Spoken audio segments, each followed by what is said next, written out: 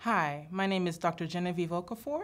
I'm a family medicine physician. I work with MCH ProCare, and this is Ask a Doc. What wellness screens should I have run and how often? Well, the wellness screens you should have run depend on a couple of things. Your age, whether you're male or female. And as we advance in age, we start talking about cancer screenings that you should have run. If you're a female and you're 21 years or older, it's recommended that you have your cervical cancer screening. If you're female and you're age 40, 50 years old, it's recommended that you have your breast cancer screening, and that's via mammogram every 1 to 2 years. Colon cancer screening, on the other hand, has a new recommendation. It's recommended that you start your colon cancer screening at age 45. It used to be 50, and this is for both male and female. If you have this screening via colonoscopy and it's normal, then it's recommended that you have the screening every 10 years. There's other options for colon cancer screening. There's something called the Cologuard, which is basically a stool sample collection. And if it's normal, then this test is good for 1 to 2 years. Prostate screening is important for males around age 55, and the decision to have this screening will be based on your discussion that you have with your provider on whether or not this is right for you. Lung cancer screening is important for both males and females around age 50 to 80 based on your smoking history. STD screening will be based on your sexual history. Diabetes screening is recommended for both men and women around age 35.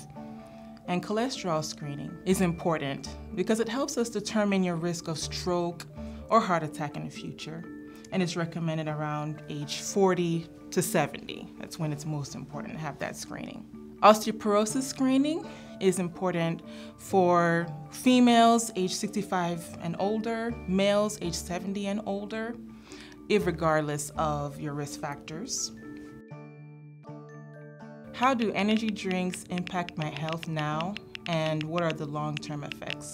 Well, energy drinks are sugar-filled beverages and can actually increase your sugars, leading to diabetes, high cholesterol, and even weight gain.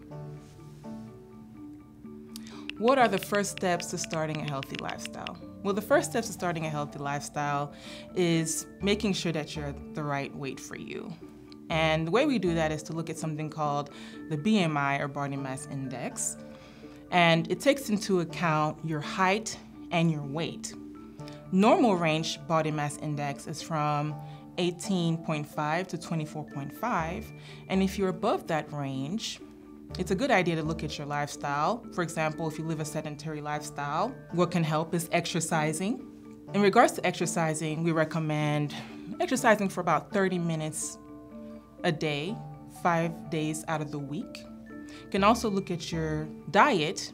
If you are someone who has large meal-sized portions, maybe you can consider decreasing your meal-sized portions, also decreasing the fats in your diet.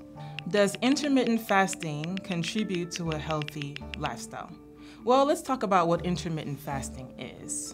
Intermittent fasting is a type of diet where you're alternating between periods of eating and periods of fasting. You're cutting way down on your calories for a short period of time.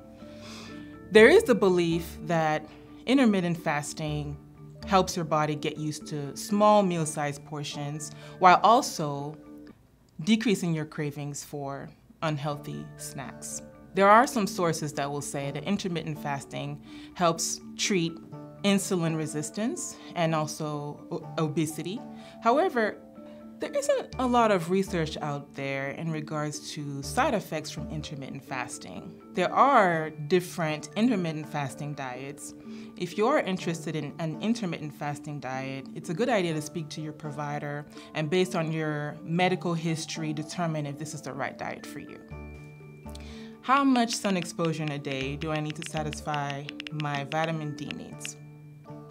Many people are able to make enough vitamin D by spending about 30 minutes out in the sunlight a few times a week. But that's not true for everybody. Everybody makes vitamin D at different levels, and some people don't make enough. And for those people, there is available vitamin D supplements. So why is vitamin D so important? Vitamin D is important to maintain healthy bones.